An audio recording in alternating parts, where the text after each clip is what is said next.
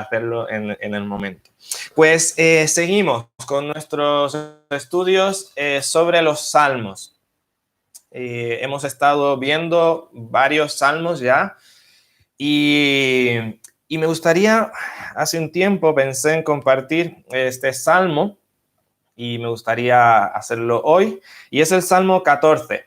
El Salmo 14. Y vamos a ir a nuestras Biblias allí en el Salmo 14.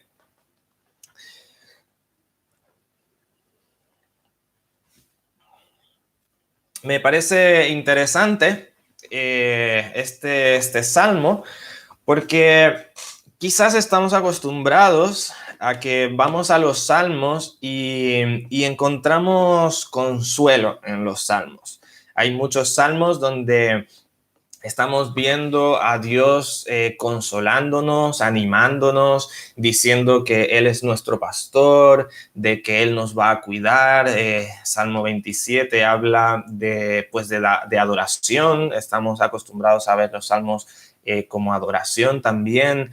Dice en el 27 también... el Salmo 27, aunque mi padre y mi madre me dejaren, con todos Jehová me recogerá. Y vemos a los salmos así, en su mayoría, como son cantos del pueblo judío, del pueblo hebreo, y los vemos de ánimo, de fortaleza, también de alabar a Dios, de honrarle. Pero este salmo tiene otra temática. Bueno, hay otros salmos que son que les llaman imprecatorios, como de guerra, donde el salmista dice de sus enemigos, le pide a Dios que destruya a todos sus enemigos. Y son salmos un poco complejos de entender a veces. Pero encontramos este salmo con una temática bien interesante. Es una descripción. Sí, es una descripción del hombre, del ser humano. Y empieza el salmo diciendo, dice el necio en su corazón. ¿Sí? Nos empieza hablando de voy a decir, de un tipo de persona, ¿sí? De un grupo de personas. Y dice allí que son los necios. Dice el necio en su corazón, no hay Dios. Ahora, como decía, este salmo es una descripción y va a ser un retrato de cómo son los necios, ¿sí? Y cómo Dios ve a los necios y en parte su manera de actuar. Y primero tenemos que entender entonces quiénes son estos necios, ¿sí? La palabra necio o ese calificativo de necio es de normalmente es de una persona que sabe lo que es correcto, pero hace totalmente lo contrario. Es una persona que sabe, conoce el mal y sabe cuáles son las consecuencias, pero las hace. Que va por donde sabe que no tiene que ir, ¿sí? Eso es en el sentido general de la palabra. Ahora, en este salmo y en muchos otros contextos, contexto bíblico, tiene sí ese significado, pero va un poco más allá. Es una persona que no solamente sabe lo que está mal y lo hace, sino que se ha empeñado en vivir en la impiedad, en el pecado, en vivir contrario a Dios. Y de ahí viene el hecho de la necedad, de saber lo que está mal y hacer lo contrario, y de que está dispuesto a llevar las consecuencias y el castigo y la muerte si es posible, pero decide ir por ese camino. Porque decide vivir en impiedad, contrario a la voluntad de Dios, e incluso llegan muchos entonces a ser hostiles contra Dios y contra el pueblo de Dios. Entonces, ¿cómo es este necio y cuál es la primera revelación, la primera descripción que nos da, o el primer dato que nos da de esta persona? Dice que este necio habla a su propio corazón, ¿sí? Se autoconvence, se habla a sí mismo diciendo, no hay Dios. Y esto es interesante, ¿sí? Porque esta declaración y este autoconvencimiento de que no hay Dios es realmente la base de todos sus pecados. Ver más adelante cómo se comportan, ¿sí? Pero todo lo que vamos a ver depende de esta declaración, que no hay Dios, ¿sí? Ahora, ¿por qué? ¿Por qué diría una persona que no hay Dios? Y podríamos pensar que será porque no hay evidencias científicas, porque no hay manera de probarlo, pero no, realmente el necio se dice a sí mismo que no hay Dios, porque si el hombre logra convencerse de que no hay Dios, ¿sí? Si el hombre logra erradicar de su mente, de la realidad, de su realidad, que no, la existencia de Dios, ¿sí? O por lo menos vivir como si no hubiera Dios, es libre entonces de hacer cuanto quiera, de hacer lo que se le antoje, sin rendirle cuentas a nadie, ¿sí? Porque si el hombre, si el ser humano realmente cree y sabe y cree que hay un Dios que nos va a pedir cuentas, que tenemos que rendir cuentas delante de un Dios que es justo, que odia el pecado y que juzgará el pecado justamente, pues entonces nos vemos obligados, o por lo menos nos vemos acusados por la realidad de que tendremos que rendir cuentas y que tenemos que vivir según los estándares de ese Dios justo, que sí existe y al que yo tengo que rendir cuentas. Pero si yo logro entonces convencerme de que Dios no existe, yo puedo hacer lo que, lo que se me antoje, ¿sí? Ahora, si pensamos bien, si pensamos en esto, este ha sido el afán de la humanidad por muchísimos siglos, ¿sí? Por muchísimo tiempo y quizás desde el principio, ¿sí? Erradicar la idea, la realidad de un Dios para yo poder hacer lo que quiera como hombre. Por eso el mundo proclama que la religión es un lastre, ¿sí? Que la religión es una opresión, y así habla la gente. La religión no nos deja evolucionar como personas, porque para el ser humano evolucionar es no tener que rendirle cuentas a nadie y yo poder hacer lo que se me antoje, aunque yo sepa que va contra la naturaleza, aunque yo sepa que va en contra de mí mismo, aunque yo sepa que me estoy destruyendo y que estoy destruyendo a los demás. No quiero tener que rendirle cuentas a un Dios santo, a un Dios justo. Y por eso muchas personas hablan y dicen, pues la religión nos ha oprimido durante mucho tiempo. No, y usan esos términos. La religión no deja que evolucionemos como ser humano, no nos deja alcanzar nuestro siguiente nivel, ¿sí?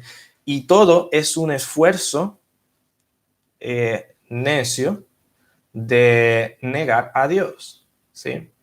Ahora hay personas que no niegan a Dios así directamente, pero deciden vivir como si Dios no existiera. Y es la misma idea, ¿sí? Es el mismo empeño, ¿sí? Dice el necio en su corazón, no hay Dios. Y decía hace un rato que de esta negación, de esta afirmación, depende toda la forma de vivir de estas personas. Y la consecuencia directa, ¿sí? Que vemos ahí en el versículo 1 del Salmo 14, es que ellos dicen que no hay Dios y la consecuencia, se han corrompido, hacen obras abominables, no hay quien haga el bien. Esta palabra corromper, se han corrompido, tiene el sentido de algo que se pudre, algo que se echa a perder, algo que se descompone, ¿sí? Y la primera vez que ocurre esta palabra en la Biblia es ahí en Génesis 6, donde Dios ve al ser humano y dice que se ha corrompido y que la maldad abunda en la tierra. Y la única solución que Dios encuentra para el ser humano es erradicar al hombre que ha creado. Y a raíz de eso viene el diluvio, ¿sí? Entonces, vemos que la naturaleza del hombre, por buscar excluir a Dios, erradicar a Dios de su vida, se pudre y se contamina, ¿sí? Pierde su valor, pierde su salud, ¿sí? Como naturaleza, como seres humanos. Dice que hacen obras abominables. Esto es toda clase de pecado y no hay quien haga el bien, ¿sí? Ahora vemos cómo que Dios se inclina a mirar. Dice ahí el versículo 2, Jehová miró desde los cielos sobre los hijos de los hombres para ver si había algún entendido que buscara a Dios. Este versículo nos muestra a Dios como inclinado, mirando al mundo, mirando a los hombres que ha creado, y dice, para ver si hay alguien entendido, para ver si hay alguien que no es necio. Esta palabra entendido es lo contrario a necio, es sabio, alguien prudente, alguien que sabe lo que es correcto. Y dice, alguien que buscara a Dios, alguien que esté siguiendo, adorando, ¿sí? Queriendo agradar a Dios.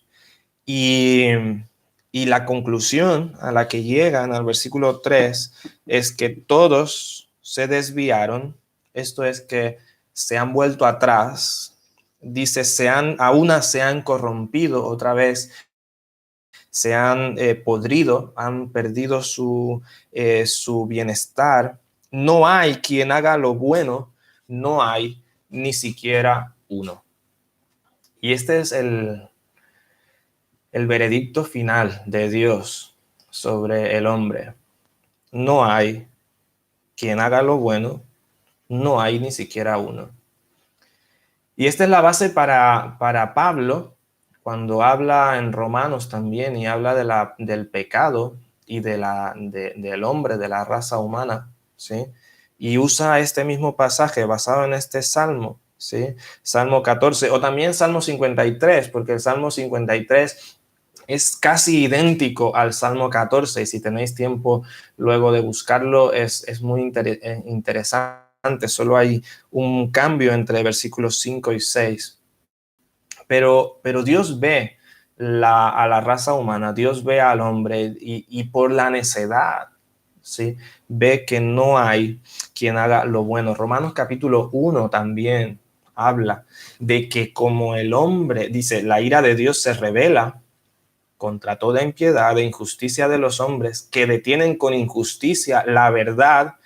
Y dice que Dios se ha manifestado al hombre, pero el hombre no ha querido reconocer a Dios y no le ha dado gracias. Entonces Dios les deja y dice que el hombre se destruye a sí mismo, se deprava, se corrompe en gran manera, y todo como una consecuencia de excluir a Dios, de negar a Dios, de rechazar a Dios, de rechazar la realidad de que un día tendremos que dar cuenta delante de Dios.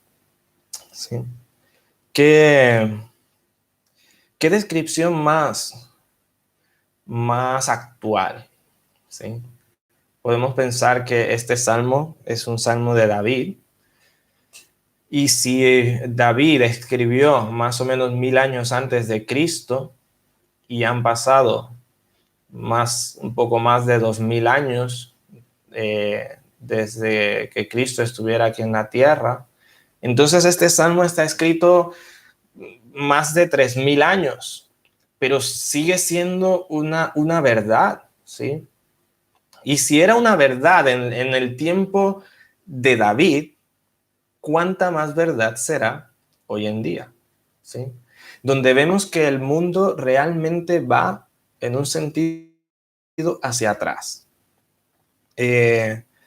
Sí hay mucho avance tecnológico, sí hay mucho avance en sistemas de organización, en los estudios, pero hablando de la moralidad, de la ética, de los valores espirituales, el mundo va totalmente hacia atrás. Como dice allí, todos se desviaron, todos se han vuelto atrás. Y el hombre se empeña cada vez más en ir hacia atrás, en erradicar lo que es correcto, en erradicar lo que es bueno, ¿sí? Y lo curioso, ¿sí? Es que no solamente la impiedad, la necedad,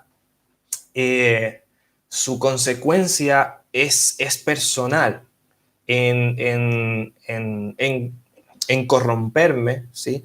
En una destrucción personal, sino que se extiende entonces a desvirtuar, a rechazar, a atacar, a menospreciar al que trata de hacer lo bueno, ¿sí?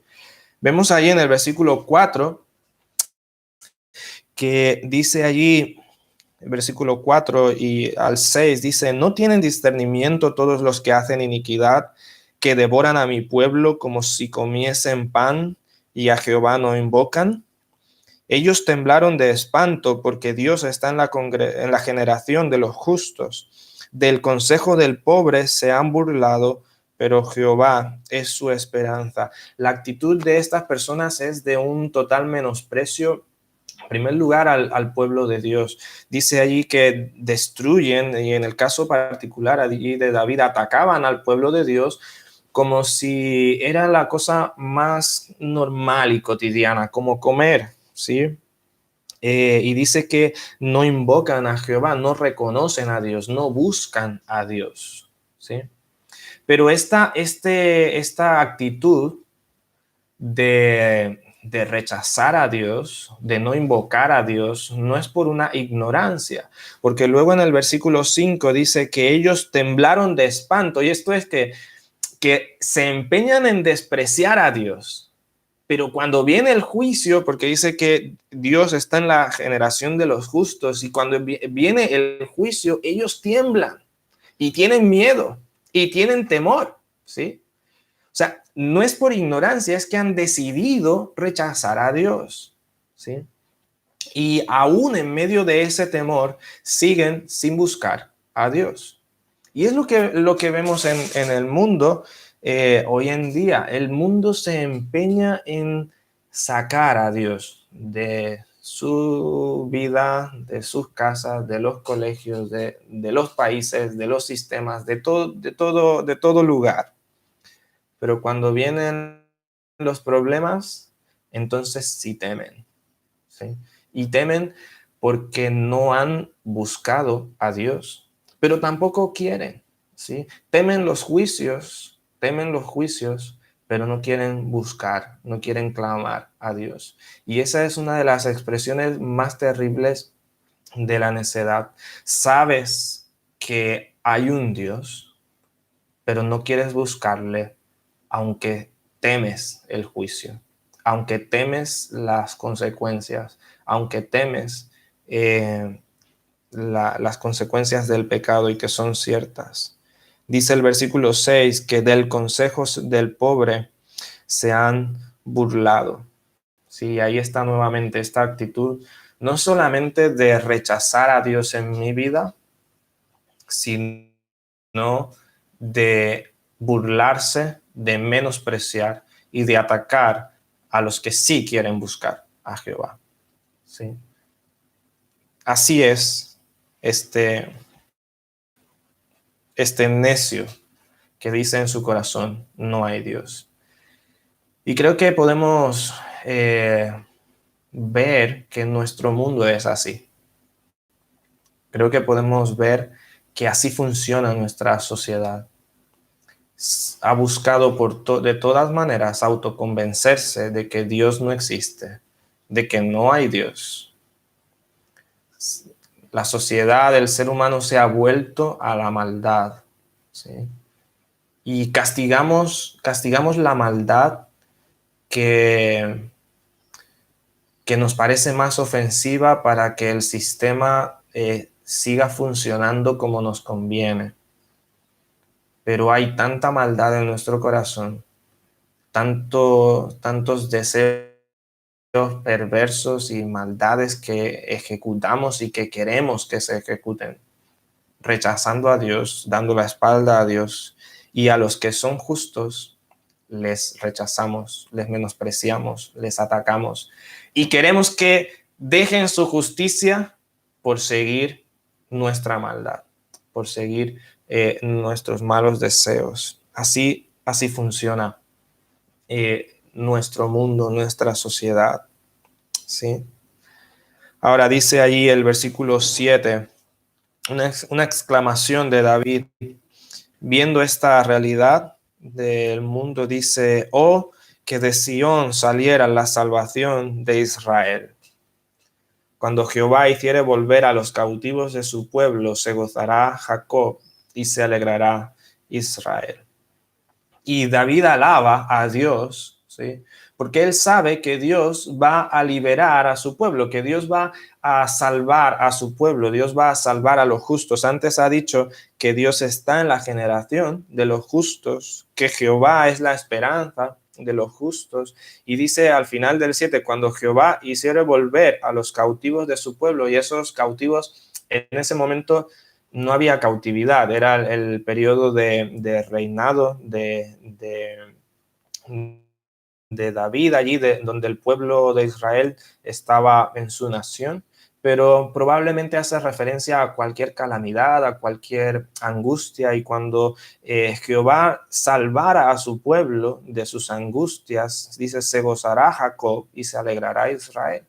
Pero esta alabanza inicia allí con esa exclamación: oh, que de Sión saliera la salvación de Israel. Y esto es que Dios actúe desde su morada, desde Sión, desde la ciudad santa.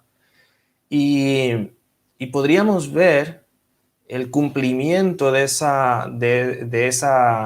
anhelo, de esa oración en dos partes. Una, pues la parte futura, cuando Cristo reine totalmente sobre la tierra y reinará en Sión, y de Sión saldrá la salvación, no solamente para Israel, sino para el mundo entero.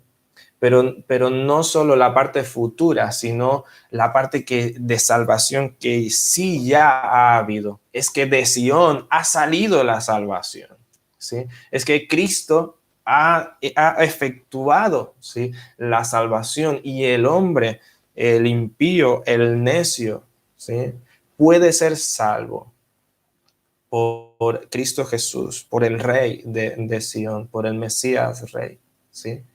Entonces, vemos que Dios ahí extiende su misericordia para salvar a este hombre, a esta mujer que necesita ser rescatado de la necedad, que necesita ser rescatado de ese rechazo a Dios. Ahora, podríamos pensar que, bueno, esas son las personas allá, afuera, los que no quieren nada con Dios, que podríamos llamarles ateos, ¿sí?, que han dicho y salen quizás con títulos profesionales, como eruditos, diciendo no hay Dios, y podríamos decir, pues esos son ellos. Pero ¿qué tal de todas las personas que dicen, sí, yo creo que hay un Dios, pero prefiero vivir como si Dios no existiera?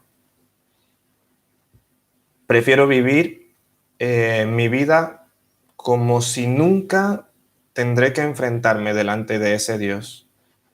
Prefiero vivir mi vida a mi antojo y disfrutar de lo que yo creo, aunque sé que traerá consecuencias a mi vida. ¿No sería una necedad igual? eh, por lo menos parecida, ¿sí? Quizás no digo, no existe Dios, pero vivo como si Dios no existiera, como si nunca tendré que estar frente a ese Dios justo, santo, ¿sí? Y rendir cuenta por mis actos, ¿sí? Es exactamente hacer lo que sé que no debo hacer. Es exactamente ir en contra de mí mismo, ¿sí? Por hacer mi propia voluntad, por cumplir mis propios deseos, ¿sí? Entonces, ¿dónde está la solución? ¿Sí? ¿Dónde está la solución?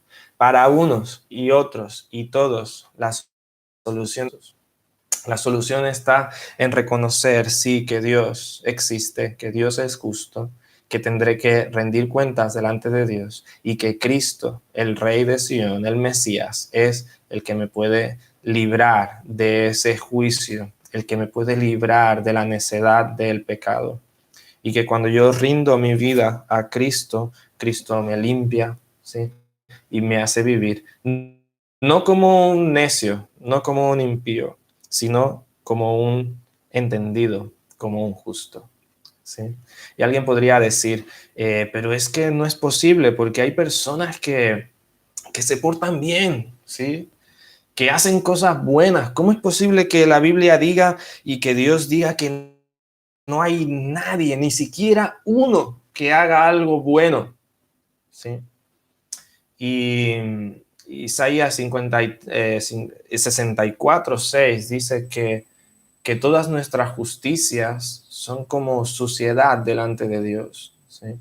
Que nuestras buenas obras son como trapos de inmundicia, y podríamos decir, pero no, ¿cómo es posible? ¿Sí?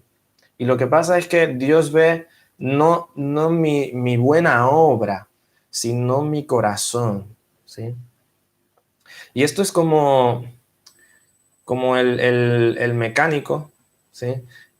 Que ha estado trabajando todo el día con grasa en su taller y llega a su casa con la mano llena de grasa, ¿sí? Llena de aceite. Y su esposa tiene un dolor de cabeza y le dice, te ayudaré, te daré una pastilla. Y coge la pastilla con la mano llena de grasa y toda... es una buena obra, ¿sí? Está mostrándole cariño, pero con sus manos está ensuciando eso que es bueno, ¿sí? O el chico llega allí con la chica y quiere agradar a la chica, ¿sí? Y le lleva una linda prenda, hay unos aretes, aretes se dice, o pendientes, aquí dicen pendientes, pero se los lleva ahí en un hermoso sapito, ahí, ¿sí? Esto es una buena obra, ¿sí? Pero hay algo que no concuerda, ¿sí? Y así son nuestras obras. Pueden pretender ser buenas, pero están manchadas por nuestro corazón, por, por el pecado que hay en nuestro corazón. Y la única solución es Cristo. Y así también alguien podría decir, no, yo soy hijo de Dios, ¿sí? Pero no estoy viviendo en santidad, estoy viviendo en impiedad, pero a veces trato de portarme bien, a veces trato de leer mi Biblia, a veces trato de ofrendar, a veces trato de hacer cosas, pero sin arrepentimiento, haciendo lo que sé que no agrada a Dios. Es lo mismo, ¿sí? Quiero hacer una buena obra sin atender la realidad, el problema real, que es el pecado en nuestro corazón. Entonces, espero que este salmo nos ayude a ver cómo es la realidad del corazón humano, ¿sí?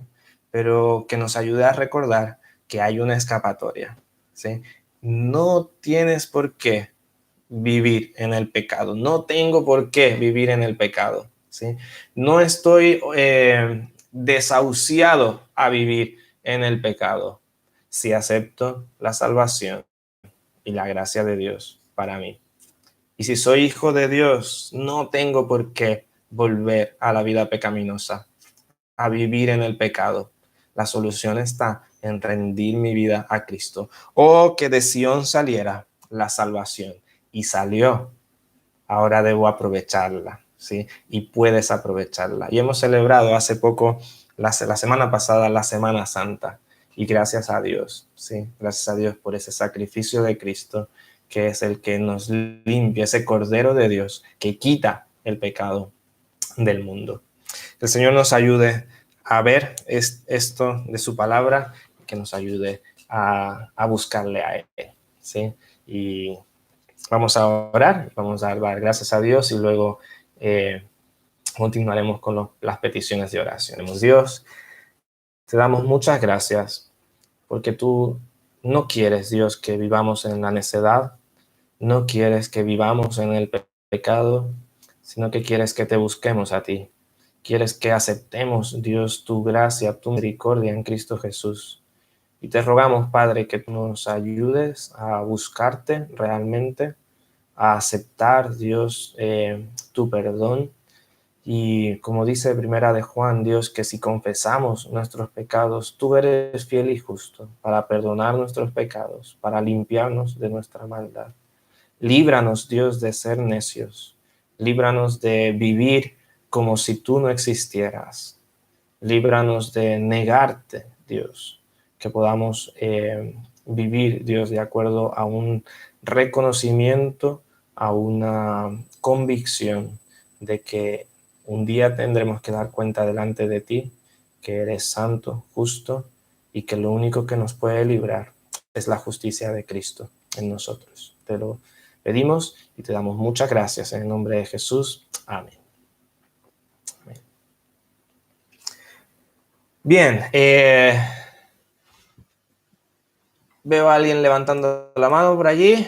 Juan Carlos, he reiniciado tu audio, pero dale a la pantallita, micrófono. Ahí está. Yo tengo una preguntilla. Ajá. Sobre este Salmo 14, ¿no? Ajá. La ley nos dice, mete en tu corazón que no es Dios. Ajá. Aquí abajo, en el versículo 4, dice, y a Jehová, en el versículo 6 dice, pero Jehová es su esperanza. Y nos está hablando que no quieren nada, saber nada de Dios. Sin embargo, aquí abajo tienen esperanza. ¿Y esperanza por qué? Ya, no es que el impío tiene esperanza en Jehová, sino que el pobre de quien ellos se estaban burlando, ese pobre tiene esperanza en Jehová y ellos están burlando del que tiene esperanza en Jehová. ¿Me explico? Sí. Importante pregunta, ¿sí? Porque hay algunas que algunas personas dicen, es una contradicción de la Biblia, pero no, tienen su explicación. Dice, se están burlando del pobre que confía en Jehová, por decirlo así, ¿sí?